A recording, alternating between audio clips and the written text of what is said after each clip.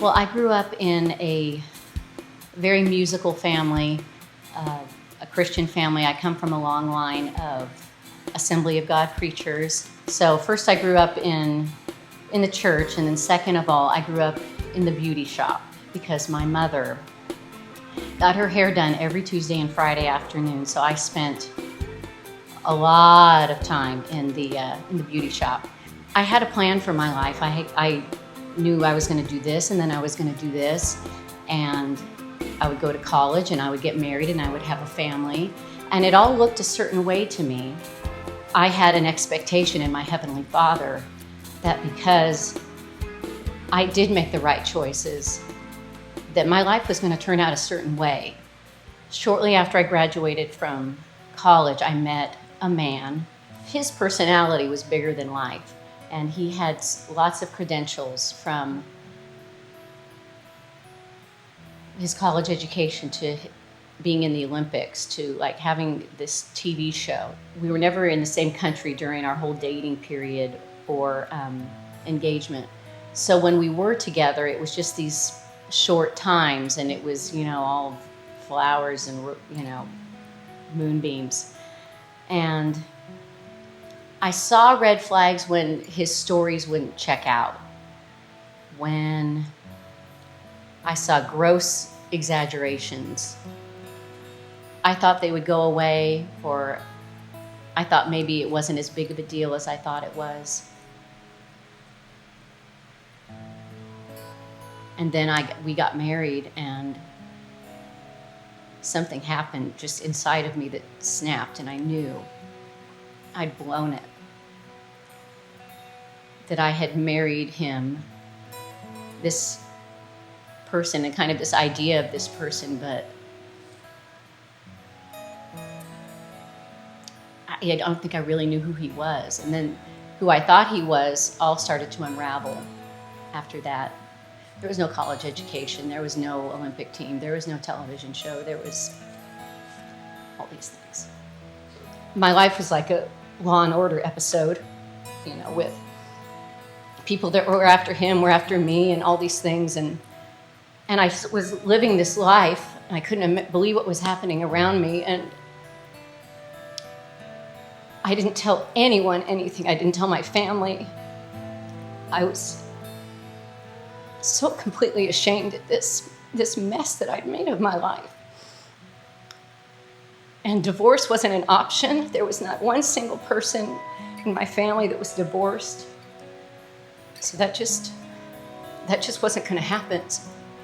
So I stuck it out, and I stayed and tried to do counseling, and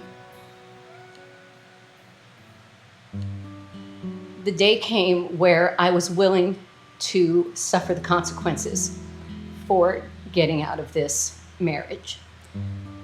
I expected to have no ministry anymore, that part of my singing career would be over, and I was willing to accept that. I knew it would be a big deal with my family, and I was willing to accept that. So I left with my clothes, and that's all. I was so embarrassed. And I was so angry with God. I just couldn't understand how he'd let my life turn out this way. So when I left, I had my clothes. I moved into a garage apartment.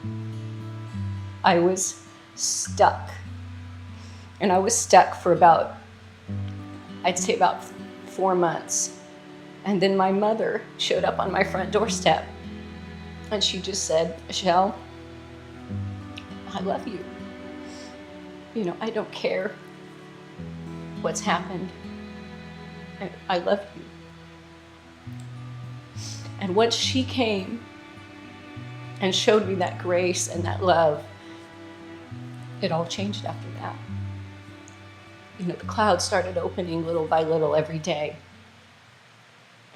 I started diving into my career. I was going to Northland, and I had a relationship already with Tim and Eleanor, Teresa, Lori, and had been talking about finding a way to plug me in. And that was huge. Northland was where God showed me that He's not done using me, that my ministry is not dead as I thought it was. And I can't imagine my life without it. And then I met Rob, the love of my life. We were both singing at the Cheyenne Saloon, you Church Street fans out there. A year or so later, we got married. And, that road has not been the easiest either. Rob suffers from clinical depression. And it's another one of those things that we deal with suffering. We deal with suffering on a regular basis. But God is absolutely in the middle of it. I'm no longer surprised when we suffer, when I suffer. I'm so happy. I love my life. I love this life that I have. I have not gotten here in any way, shape, or form the way that I thought I would. I thought if I would earn my way to the perfect life, when in reality, this is His road that I'm on. It is not mine. And that's been a difficult thing to let go of, that I can't control this life that I have. Like Joel says, I'm going to keep taking that next right step.